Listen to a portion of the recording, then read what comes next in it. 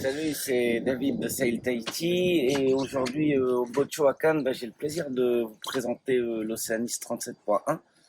Premier truc qu'on remarque, c'est que c'est un bateau qui est très large et où l'espace est exploité au maximum. Donc on a une très très grande plage de bain. Sur ce bateau, on a le fond de cockpit en Irodex. C'est un nouveau type de bois qui est utilisé par Beneteau, qui est très durable, ça fait qui sont gérés de manière durable. Et ça remplace le tech. On est sur la version offshore de Raymarine, donc avec pilote, traceur, écran de nav de l'autre côté. Donc un bateau hyper complet pour naviguer, qu'on soit en solo et qu'on envisage des traversées océaniques ou pour la famille. Et puis un cockpit qui est vachement large. On peut être à 6 sans problème, avec la grande table, voilà, qui permet d'être très nombreux à table, où on peut se tenir, donc main courante là, super pratique. En termes de voile, et après on passera à l'intérieur, il est équipé du pack First Line.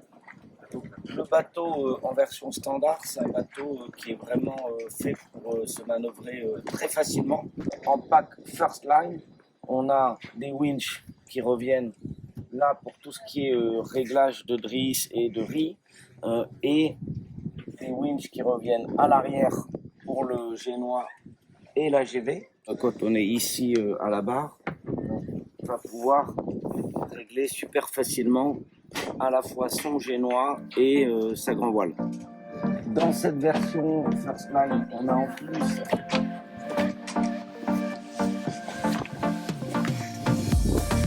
les chariots de génois pour régler vraiment son génois.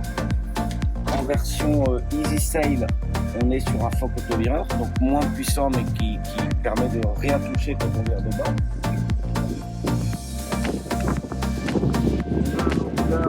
Flat deck, donc ça permet d'abaisser l'enrouleur et d'avoir une voilure plus importante.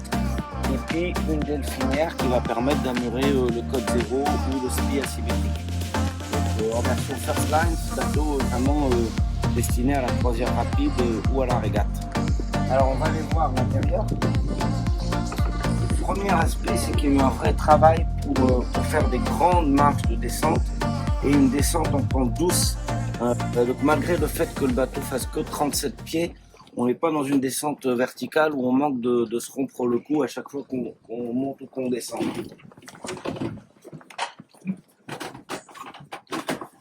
Voilà, donc ce qui frappe tout de suite, c'est cet espace et la luminosité. Donc luminosité parce qu'on a des hublots vraiment tout autour qui permettent de voir la mer.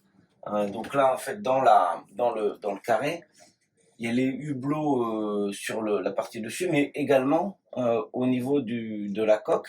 Et donc, quand on est assis à table, on voit la mer. Donc, très très sympa et innovant. On n'a pas ça d'habitude dans cette taille de bateau.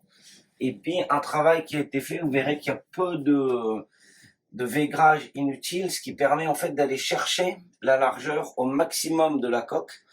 Donc en fait, en termes purement de données, sur l'Oceanis 37.1, on a la même taille à l'intérieur que sur l'Oceanis 40.1. Donc il y a vraiment eu un agrandissement du volume intérieur grâce à ce travail pour utiliser tout l'espace. Alors, cabine propriétaire, donc ça c'est assez classique.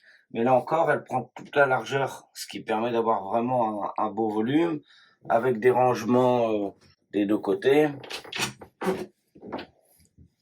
Voilà, très profond. On a la même chose de l'autre côté. Alors, il y a plusieurs versions d'emménagement. Là, on est sur la version 2 cabines invitées. Et donc, on va avoir 2 cabines symétriques. Je vais vous montrer celle de bâbord.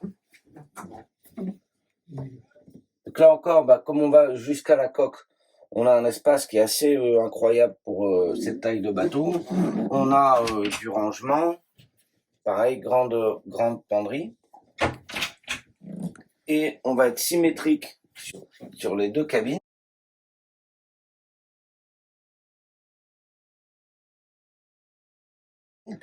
Avec ici une salle de bain.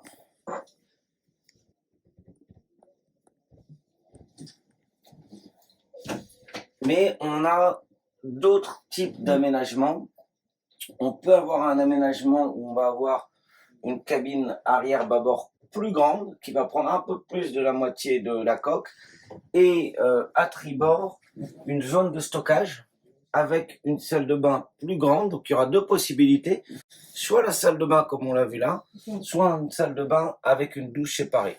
Et donc ça, c'est dans la version 2 cabines, et dans tous les cas, on aura un grand espace de rangement. Une vraie table à cartes, ce qui n'est pas commun dans cette taille de bateau. Très grande table de carré, bien entendu convertible, et une cuisine qui est travaillée comme sur un bateau beaucoup plus grand. Donc cuisinière de feu, un four. Là, on a notre espace froid, et puis beaucoup de rangements tout autour de l'espace cuisine. Voilà, on a également du rangement bien entendu dans les meubles. Donc voilà, bateau vraiment, je dirais, super adaptable, facile en navigation, mais qui peut être boosté avec la version First Line pour devenir un vrai régatier. Et puis aménagement modulable, et surtout qui prend avantage de toute la largeur du bateau en repoussant les aménagements près des coques, et donc qui donne des volumes qui sont, je pense, une première dans un bateau de cette taille.